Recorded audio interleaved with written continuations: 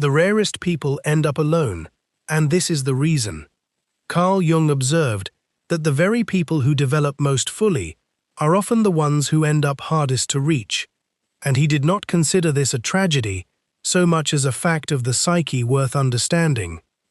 Here is a line Jung wrote in Memories, Dreams, Reflections, and I want you to hear it slowly. He wrote, "Loneliness does not come from having no people about one, but from being unable to communicate the things that seem important to oneself. That is the whole premise, sitting quietly in one sentence." And Jung would stop you right there and say, "Do you see it?" He is not describing the person with no friends, no family, no calendar full of names. He is describing the person surrounded by people who cannot hold what they actually carry. The ache is not empty rooms. The ache is a full room where nothing you say lands where it needs to land. And this is why the rarest people, the ones whose inner world has grown unusually large or unusually deep, so often find themselves alone in a crowd. Not because they were rejected, but because what moves in them has outgrown the common language available to share it. So let me bring you into this with me for a moment. I notice the conversations where I quietly translate myself down to be understood. I notice the parts of my inner life I have stopped offering because no one asked twice. I notice that solitude and loneliness are not the same weather even though they feel related, and I am willing to look at which one I am actually standing in. Say it with me. I make the unconscious conscious, and again, I make the unconscious conscious. If this is stirring something, if you feel a little exposed in a good way, type the words "face it" in the comments. Just those 2 words. Let it be a small, honest marker that you stayed with this instead of scrolling past it. And if this way of thinking is useful to you, consider subscribing so tomorrow's teaching finds you too. That is all I will ask. Now let us open the keys. The first key is, aloneness is not a verdict on your worth. It is a report on communicability. When Jung says, loneliness comes from being unable to communicate what seems important to oneself, he is quietly overturning the story most people carry about being alone. Most assume that if they are alone, something is wrong with them. Too much, too strange, not likable enough. But Jung hands you a different instrument. Check not whether people like you. Check whether what matters most to you has ever actually been received. Those are different questions. You can be well liked and still profoundly alone. Imagine a woman warm and invited everywhere, who still feels a hollow at 11 at night because the dream that shook her, the private questions about what her life is for, have never once been spoken and met with real recognition. She is not friendless, she is uncommunicated, and that is the more precise and kinder diagnosis. Notice how quietly this mistake gets made. A joke that falls flat, so you never tell that story again. A raised eyebrow at dinner, so you keep the strange dream to yourself from then on. Each small closure feels like evidence, and slowly you build your sense of worth on other people's capacity to receive you, which means your worth was never being measured at all. Only their bandwidth was. Consider a man who once told his own father about a mystical experience at 19, and watched his father's face go politely blank before changing the subject.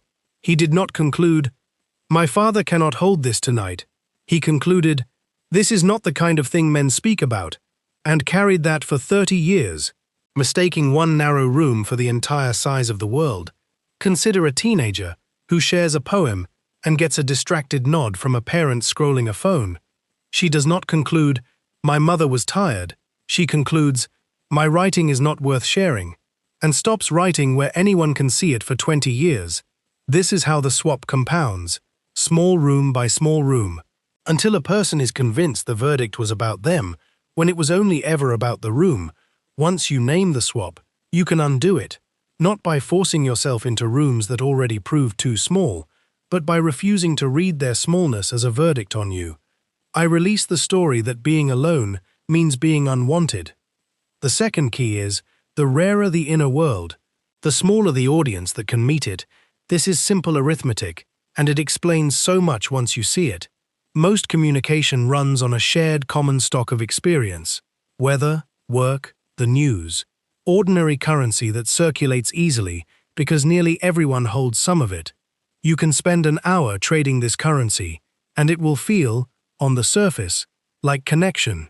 But when a person deepens, when questions of meaning, of dreams, of what a life is actually for, start to matter more than the ordinary currency, the pool of people who can receive it shrinks fast. Not because those people are unlovable, but because what is being offered is rarer. Think of it as a marketplace. The common currency has 1,000 buyers any given day, but the rarer currency, the strange dream, the private ache, may have 3 buyers in your whole town, and you may not have met any of them yet. Imagine a man quietly working through his father's death, not just the grief, but what it means that he is now the oldest generation. He tries to speak this at dinner, and the table changes the subject within 90 seconds, not from cruelty, simply because most people there are trading their own currency tonight, so he learns to keep it to himself. And here is the quiet error. He does not conclude, "This table could not hold it tonight." He concludes, "Nobody can hold this." And that turns one shrug into a verdict on all of humanity, when it was only ever a verdict on that room. Imagine also a young woman who begins reading seriously, sitting with her own dreams, instead of dismissing them, and finds within a year that old conversations feel thin. She has not become better than her friends. She has simply grown a hunger their currency cannot feed.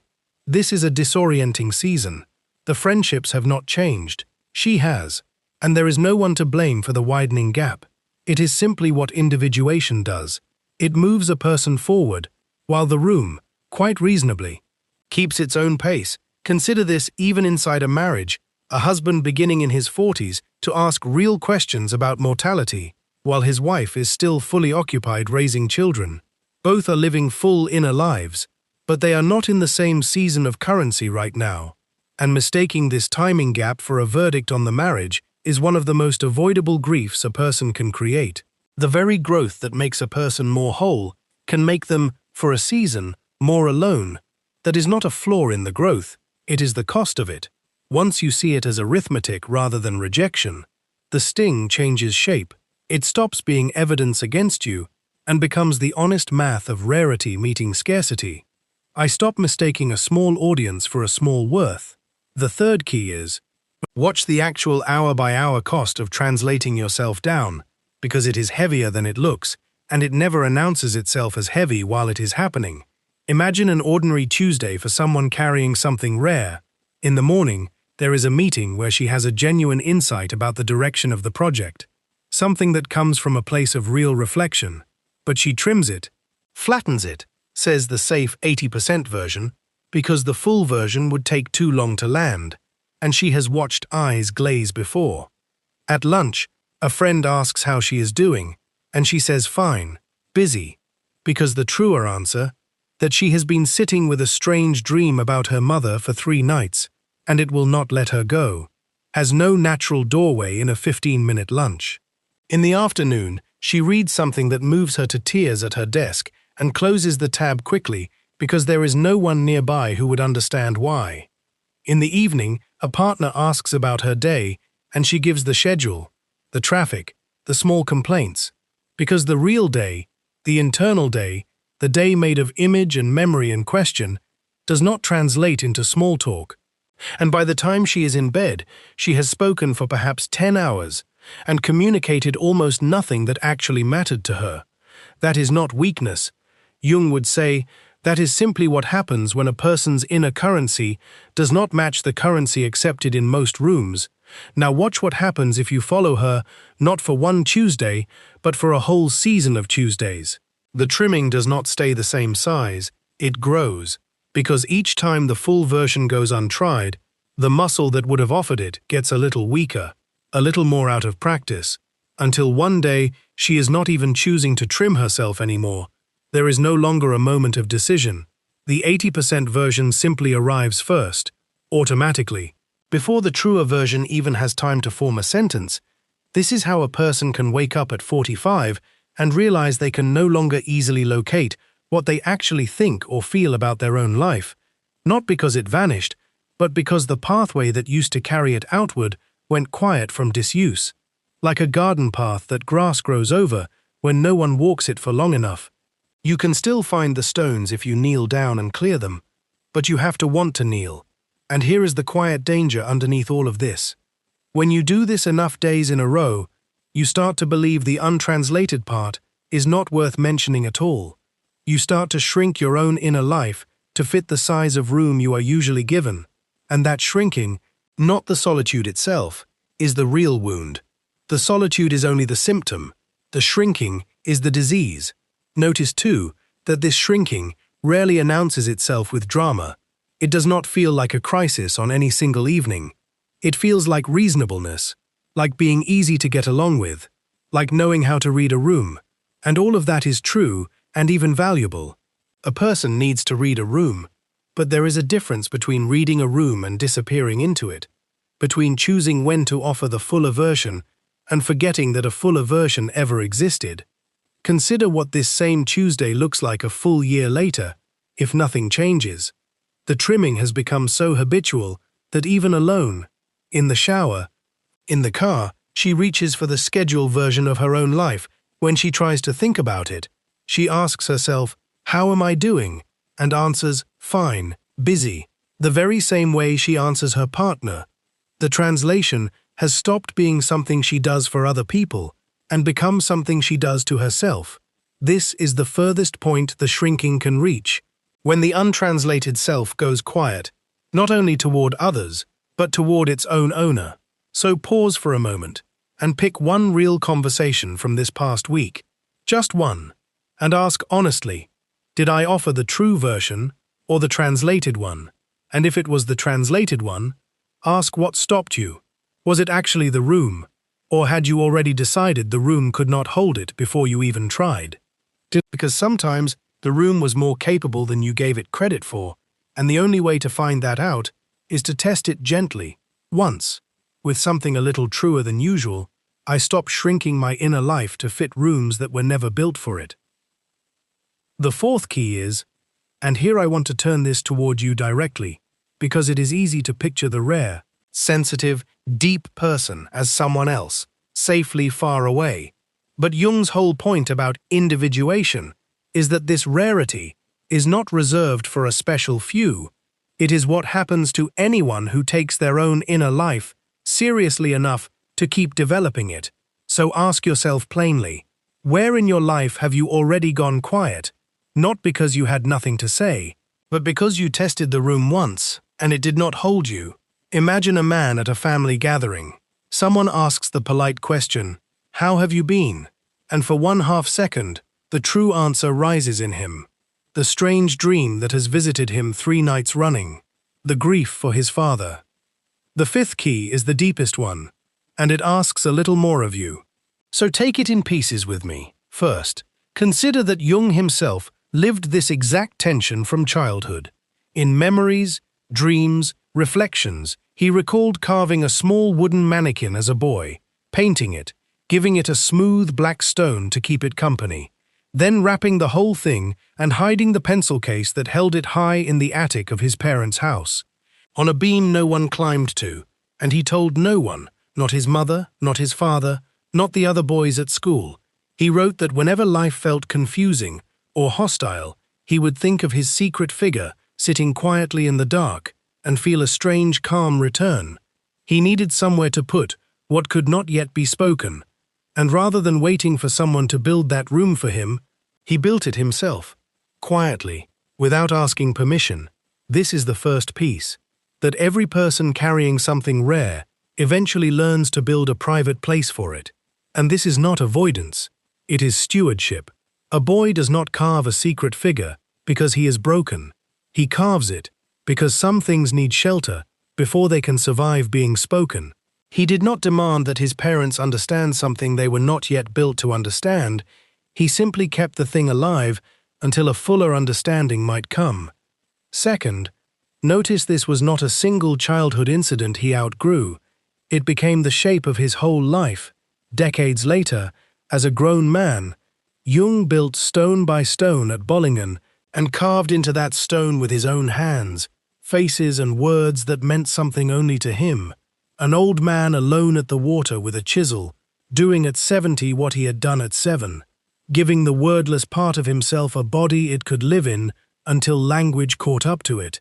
The need for a private room, where the untranslated self can rest, is not a fragile season you outgrow. It is a lifelong practice. The forms change. A boy hides a figure in an attic. A man carves stone by a lake. A woman today might keep a locked page in a journal, or a walk she takes before anyone else wakes. But the function is the same across every age. Somewhere, something in you needs a place that is not waiting to be understood before it is allowed to exist. And if you have no such place right now, that absence itself is worth noticing. Gently. Third, consider that this private stewardship is not isolation, and this distinction matters enormously, because it is easy to hear the story of the hidden mannequin and assume Jung grew into a withdrawn man. But the record says otherwise. He was a man of deep friendships, a long marriage, a practice full of patience, evenings at Bollingen with companions who sailed and argued with him late into the night, letters exchanged for decades. He was no hermit, and yet in 1957, in his 82nd year, he wrote to a friend named Fritz Schmalz, declining an invitation to visit, and he explained himself with a line that has quietly outlived the occasion. He wrote, "Solitude is for me a fount of healing." Notice what that sentence is doing. It is not solitude instead of relationship.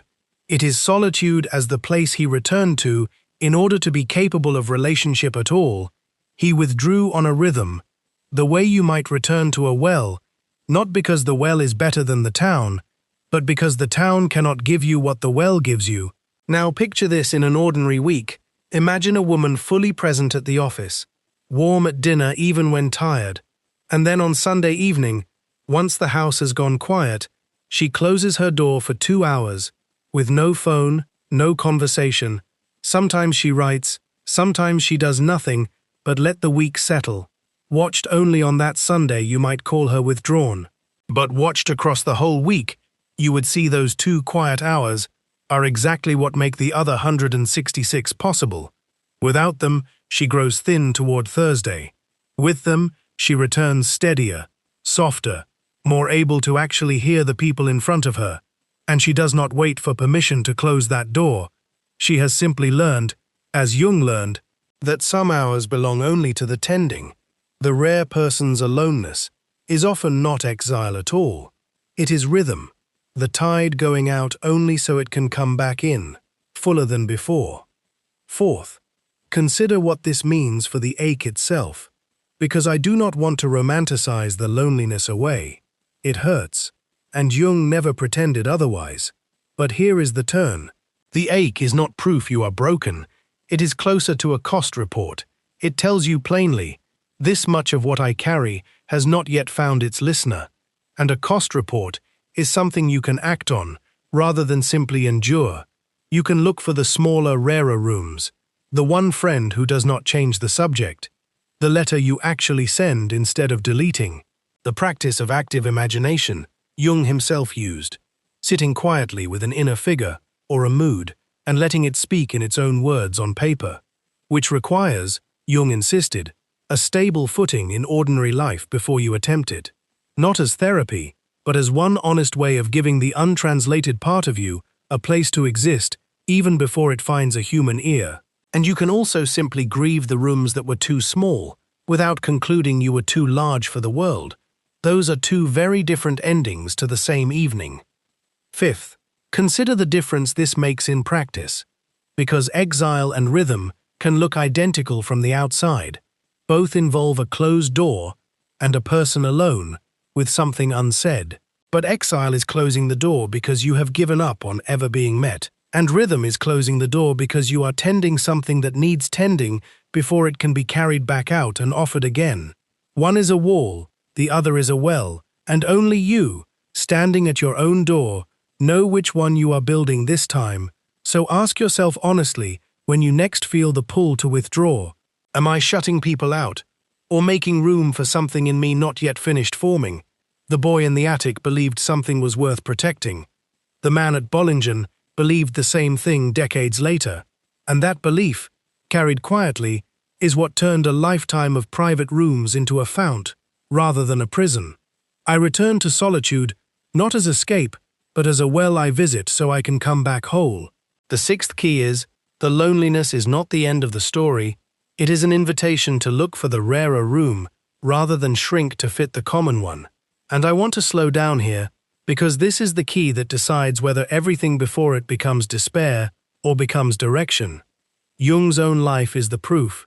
He did not stay in the attic with the mannequin forever. He grew into friendships that could hold enormous things, Freud for a season. Then later, Tony Wolff, Emma, a circle at Bollingen who could sit with him through the strange and the numinous without flinching. The rare person is not sentenced to permanent solitude, they are simply required to search a little longer and a little more honestly for the room that fits. And the searching itself is not a punishment. It is part of what Jung would call the whole work of becoming who you actually are. So imagine a man in his 50s who has spent 15 years assuming no one wants to hear about the strange dreams that visit him twice a year. Dreams that seem to know things before they happen. Dreams he has never once told anyone, because the last time he tried. At 26, a friend laughed and called him superstitious, so he closed that door and did not test it again for decades. And then one ordinary afternoon, a colleague mentions almost in passing that she keeps a journal of her own dreams, and something in him goes very quiet, and he says, carefully, testing the smallest edge of it, "I have one I have never told anyone." And she does not laugh, she leans in, and that single afternoon does not erase 15 years of silence, but it proves something Jung would want you to notice. The room existed the whole time, he simply had not gone looking for it, since the one door that failed him long ago. That is the quiet trap of the untranslated life. One closed door gets mistaken for every door. One small failure of communication gets treated as final evidence rather than a single data point. So the invitation in this key is not to force the untranslated part of you onto people who have already shown you they cannot hold it. It is to keep a slow, patient watch for the person who might, the friend who asks a second question instead of changing the subject. The stranger at a gathering who mentions something oddly close to what you carry. The letter you finally write, because the page, for tonight, is listener enough, and none of this requires you to become someone else, or to perform smallness forever. It only requires you to keep the lantern lit, and turn toward the window rather than turn to face the wall, because a lantern facing the wall warms no one, not even you, and a lantern facing outward, even in a quiet house, is still doing its true work, waiting, patiently, for the one set of eyes passing by that were built to see exactly that kind of light. Here is the whole picture. Aloneness is a report on communicability, not a verdict on worth. The rarer the inner world, the smaller the audience that can meet it. The hidden cost is the slow shrinking of your own inner life to fit rooms too small for it. This is not someone else's story. It is quietly yours too. Jung himself hid his treasure in an attic before he ever found company that could hold it. And solitude, rightly used, is not exile but a well you return to, so you can come back whole. 6 keys, and really one recognition wearing 6 faces. That the ache of being alone and the depth that caused it are not enemies, they are the same growth, seen from 2 different hours of the same long day. I make the unconscious conscious. Again, I make the unconscious conscious. And if tonight you feel the particular quiet of carrying something no one has quite met yet, let that be neither shame nor proof of some special curse. Let it be, simply, the truest telling of the reason the rarest people end up alone, not because they are too much, but because what they carry is still, patiently, waiting for its listener. And I wonder, gently, what would happen if you offered it just once more, to just one rarer room?